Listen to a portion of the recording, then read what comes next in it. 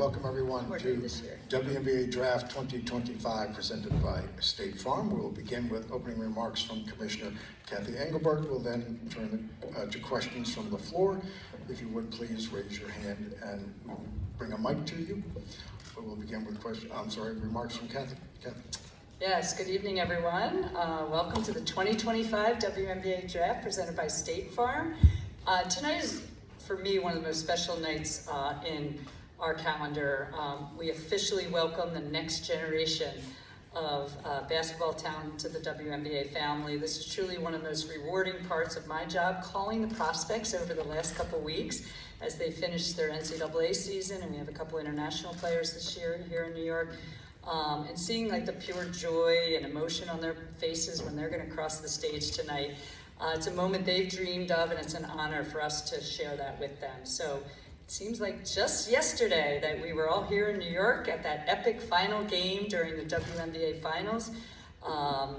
So for those in the room, thanks for being here. Your coverage and the depth of it has made a difference. So as we look ahead to the upcoming season, there's never been more excitement around the WNBA, certainly since I've been here. The momentum from last year is carried over in a big way, fueled by obviously incredible fan engagement, rising TV viewership, and a league stacked with extraordinary talent. So we are pleased to welcome a few new partners recently. You saw last Friday, Ally Financial joins us as our latest WNBA changemaker, which is another testament to the league's rising influence. And Ally has consistently demonstrated a deep commitment to elevating women's sports in a way that drives real impact. And this partnership really reflects a shared vision for growing the game and increasing visibility. So as we announced on Friday, Ally will serve as the presenting partner of the WNBA's first ever Rivals Week, a showcase of must-see matchups from August 9th to the 17th. And for me, that time of year will be particularly interesting as teams start to make a huge push for the playoffs, and I think we're going to have a ton of parity in the league this year. Coach also just made its debut as a new WNBA partner by presenting the iconic orange carpet here at the draft. We just came from that with the players looking amazing. So Coach bringing its signature style to one of the league's most exciting moments. This partnership marks the beginning of a dynamic collaboration with Coach and the WNBA set to work together on various innovative activations throughout the season, engaging fans and players. The players all have their Coach bags now. So again, it's sitting at the intersection of sports and now luxury fashion, so that's kind of cool. And one thing we've been working hard on in the off-season is a comprehensive platform around a multi-dimensional approach to combating hate and vitriol in the forms experienced by our players, teams, staff, and fans. So we want to ensure that the WNBA remains a space where everyone, players, fans, and partners, corporate partners, feel safe, valued, and empowered. So we actually assembled a dedicated task force, collaborated closely with key stakeholders, including league and team representatives, and worked with external organizations and experts. The platform, and I mentioned this at finals, but now it's coming to fruition, will be four-pronged and will include 1, monitoring of social media and other digital platforms using an advanced technology solution to detect and monitor comments and threats. 2, strengthening our conduct standards across all WNBA platforms, including in arena. 3, there will be added security measures put in place at the league and team levels. And 4, there will be continued services of dedicated mental health clinicians addressing concerns that players have in a timely manner. So more to come on this as we get to the tip of the season in May. But other storylines coming into the season are endless, from major player movement during free agency to the debut of the Golden State Valkyries, to the incoming rookies, to the ongoing growth of our game. We have a slate of exciting preseason games this year with many of our stars returning to their college markets, including Caitlin, Sabrina, Jewel, Enrique, Angel, and Jackie, and then Camilla against the Brazilian national team in a preseason game. So that's going to be fun to watch those just here in May. And the All-Star game will take place in Indianapolis And for the first time ever, we will hold a regular season game north of the border in Vancouver with Seattle versus Atlanta. So, plus, as many of you already know, we're introducing a best of 7 format for the WNBA Finals this fall. So we're not stopping there. We're continuing to expand, obviously the VALCs this year, and 2 new teams set to tip off in 2026 in Toronto and Portland. And conversations about future expansion remain ongoing. This growth is another testament to the strength of our league and the demand we're seeing from our fans. So, and from cities and from owners who want to be part of the WNBA's futures. And some of you know who cover us on the business side, there's a lot of capital coming into women's sports. As you know, we raised capital ahead of the trend in early 2022.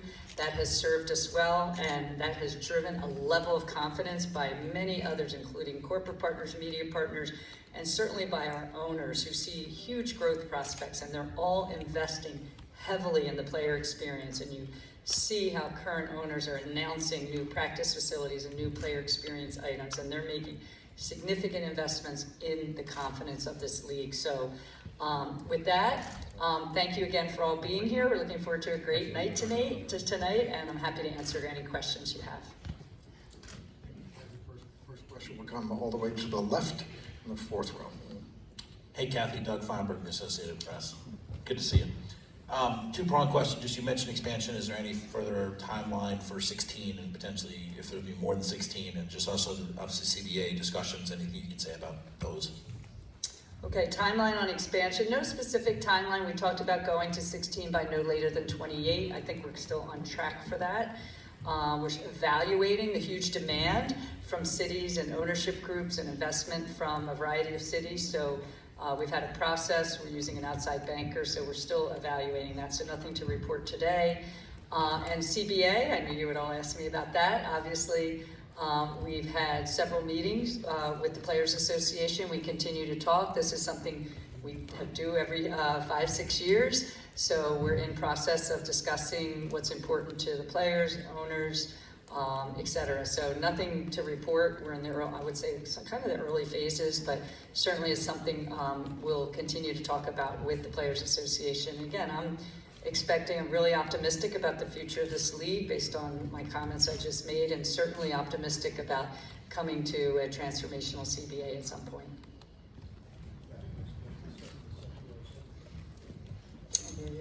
Hi, Kathy. Jackie Powell, The Next. I'm curious where the league is at with the investigation of the Las Vegas Aces following the $100,000 bonus payments to each Vegas player by the city's tourism board from last season. So where's the league at with that investigation? Yes, thank you, Jackie. So that investigation is ongoing. We have hired outside counsel to do an investigation. I think there's a lot of document requests and things like that, so it takes time. So nothing to report at this time. Still ongoing on our outside counsel. When we have something to report on it, we will let you know. Kathy, next question all the way to your left in the front row. Hi Kathy, Maddie Kenny with the New York Post. With Unrivaled, the announcement that Paige Beckers is going to get a 3-year deal with them, and the first year of that she's going to make more than what she's going to make in her entire rookie salary. I guess I'm just curious, what was your reaction to hearing that, and how does knowing the salaries that players are getting paid in a startup league that lasts only 10 weeks is better than a league that's been around for over 20 years? Yeah, I think first of all, I think Paige already announced that like 6 months ago maybe or so quite some time ago. I think it was already announced that Paige was signing a 3-year deal with them, had equity in the league. Obviously, I'm really proud of what Nafisa Collier and Brianna Stewart have thought through with that league. Obviously, I've talked to them. I went and attended back in February, so really proud of what they're doing there. Of course, we'll have, by the time we get done with 16 teams, over 190 players we need to take care of, so I know it's a lot easier to do 30 in one spot, so we obviously travel the world and the US and have a big platform. So I think what the WNBA offers is a huge platform to our players around their corporate partners, around activating. I mean, there's not one ad spot, I think, today, not one sporting event where you don't see an ad spot with a WNBA player in it. I think it's pretty cool, whether it's State Farm or Nike. I mean, Nike's first Super Bowl commercial in many years had WNBA players in it, and you just continue to see so many of our corporate partners step up and put our players into their ad spots, and that's a great sign and symbol. And anything that raises the game of basketball too, of women's basketball, obviously we support, and we, are thrilled with the momentum we have coming off the NCAA season, coming off Unraveled, but certainly thrilled with the viewership we have and the momentum we have and the capital coming into our league as well, and the investments our owners are making. Cathy, to your right in the third row, all the way to the right. Hi Cathy, Joseph McBride for the Mirror. I just wonder what your thoughts were on so many top prospects deferring to declare for the draft and returning to college for another year. Well, first of all, I think we have an amazing potential rookie class that you're going to see tonight. We obviously, college is something that players are going to make their own decisions of when they come out, when they don't. We don't pressure them. We're not disappointed in any of them. We love the fact that the NCAA has been such a strong feeder into the WNBA. The fact that some players choose to play an additional year is absolutely okay. We are a league so full of talent. And by the way, the next decade of talent coming in is going to be amazing. I was at the McDonald's All-American game 2 weeks ago. Those high school players can play, and they're going to come into our league at some point. So whether you want to take advantage of an extra year or not, as long as we get you next year, I certainly don't have any problem. We have so much talent coming in this year and over the next, I would say the next decade, because those who watch U17 women, girls basketball are telling me how strong the talent is. So, if players choose to stay for an additional year, if they redshirted, I think the COVID years are now technically over, but no problem with that. Cathy, next question, front row to your right. Hello, this is Daniel Artest from the 9450. With the growth of the league, how do you envision the WNBA's role in promoting women's sports on a global scale? Yeah, it's a great question around global scale. So, we've generally been a domestic league, obviously in 12 cities, soon to be 15, including north of the border in Toronto with the Toronto Tempo launching next year. But we have a lot of opportunity globally. The sport is very popular. As I went to the Paris Olympics, very popular in Europe, obviously in Asia and Africa. So we are currently, that's kind of our next step once we get through expansion and collective bargaining, and is really to make an impact globally. You might have seen recently a trip that Sabrina Ionescu made over to Asia with Nike, and I think back to when that happened with either Kobe Bryant or Stephon Marbury, and then those that came after, building again these players into big global brands, and that's what we aspire to as well. And so we'll take a look at what that looks like and what that means as we come off of this season. Cathy, next question, second row center. Hi Cathy, Sandra Negley with Yahoo Sports. Leagues borrow ideas from other leagues all the time. Since you spent time down at Unrivaled, what are some things you saw or experienced that you think you want to implement with the W, even if it's not this year?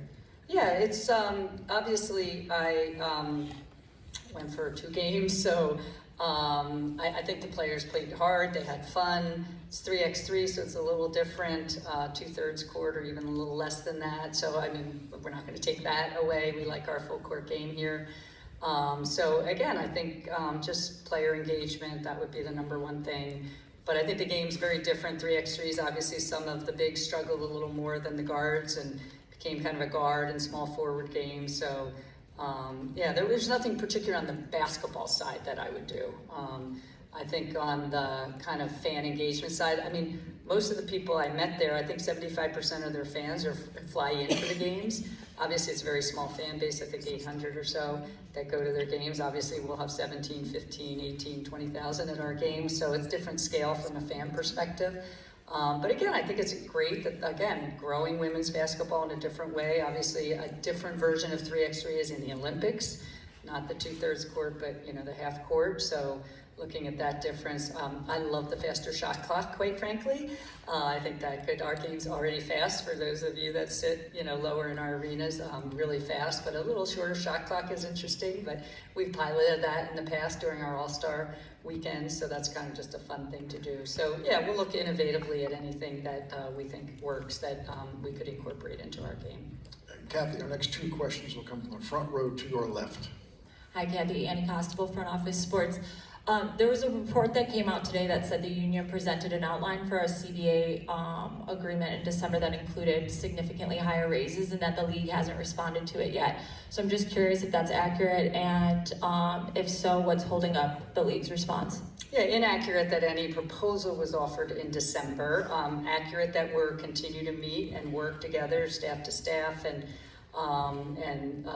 we recently got a proposal from the Players Association very recently, so we'll work on that as soon as we get through tonight, and we'll be meeting with the Players Association on that. But again, we've been here before.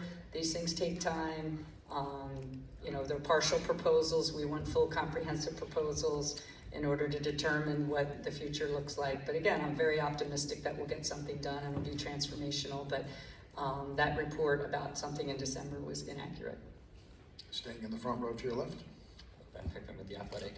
At the top you mentioned changes as it relates to security and hate. I guess, were there incidents in particular that, I don't know, came up that sparked the need for changes in the policy, and is the changes that you are starting to outline kind of an admission through conversation that the league previously was not doing enough to ensure player safety amid this new era?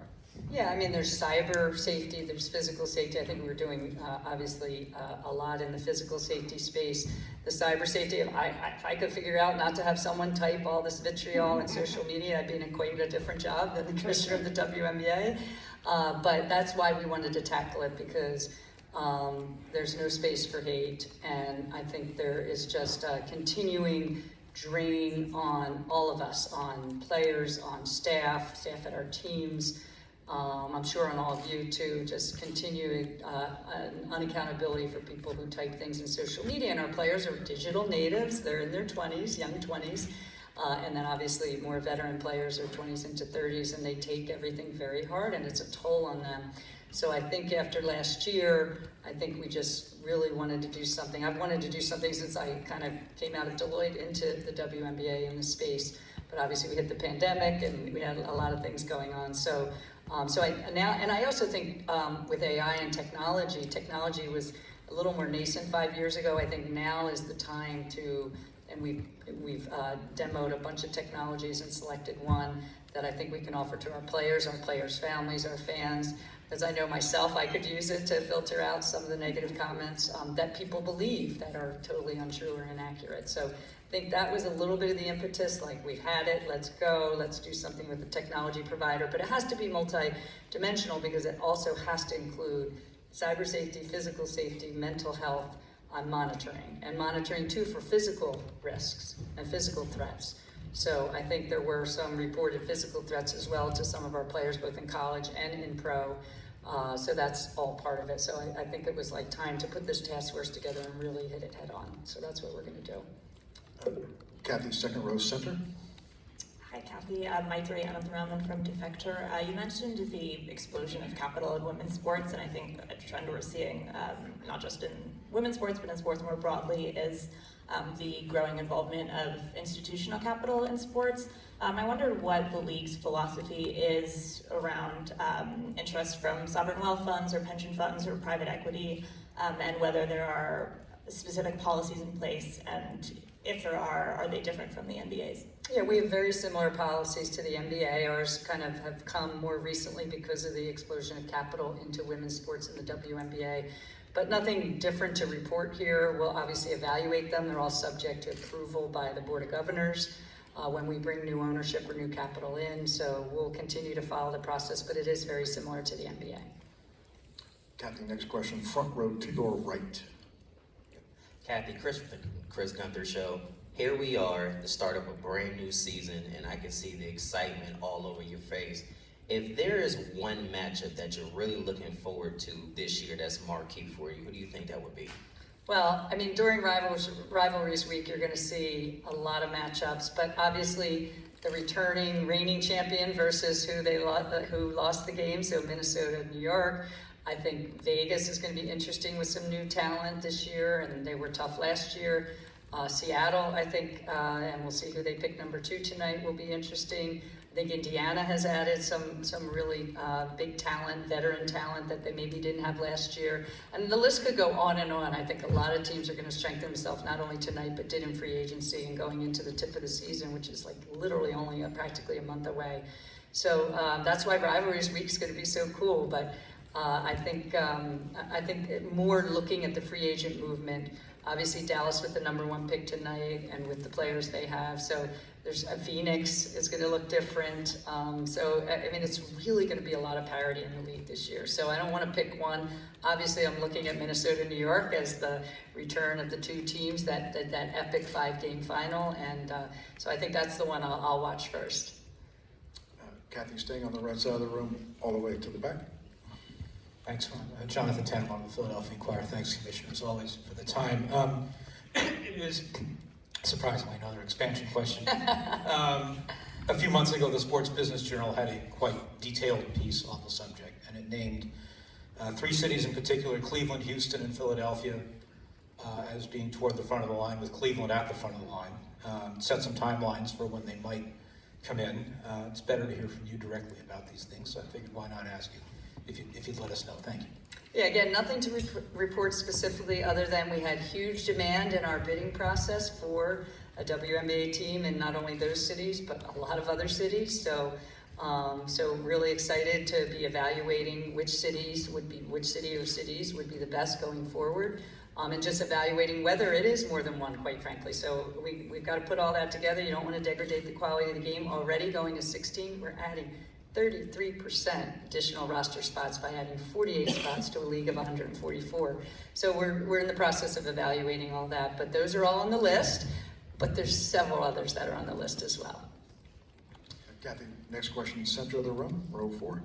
Hey Cathy, Randall Williams, Bloomberg News. We've seen the union come out and say what they want in these negotiations, a new economic model, higher pay, retirement benefits. We haven't seen exactly what the league considers a fair deal. We saw the joint statement, of course, in December that the two parties released, and you all have met a number of times since then. What do you consider fair, and what do you want out of the next CBA? Yeah, again, we're not going to negotiate in the media. We're going to negotiate with the players across the bargaining table. So I'm not going to comment on specifics other than, we've been building a new economic model, quite frankly, leading women's sports to build that model with our new media rights deals, with all the corporate partnerships. So yes, we want to have a fair deal for all, but it has to be within the confines of a sustainable economic model that goes on for 10 years. Even what we did last year with full charter travel, that was over $20 million expense. That has to be recognized as part of the economic model that we built, and I'm glad we did it, and obviously we're going to continue that hopefully for many, many years going forward. But you need to make sure that, we've had a few years of great growth, hyper growth I would call it, but we need to continue to make sure that we can fund the things that the players are asking for, that we want for them too. We all want the players to make more money. That will happen. We'll do something transformational. But again, nothing to report exactly today because we're not that far into the negotiation to report any specifics. Cathy, thank you very much. And to our media, thank you. We will, if you will, this will be where we have the players come through for their pressers as well. Thank you.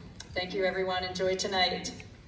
Coaches said $10.99 all the players for the value of the gift, over $600. Always the accountant. Oh, I need those. No new shoes. That's my favorite. They didn't go to secret. They kept it all. They did. They did. Oh, really? Because Alex Simon was going to help me with my questions. I didn't go. But I'm glad I asked it. I think there's nothing.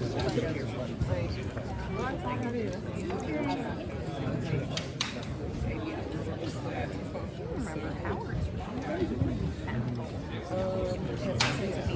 downstairs.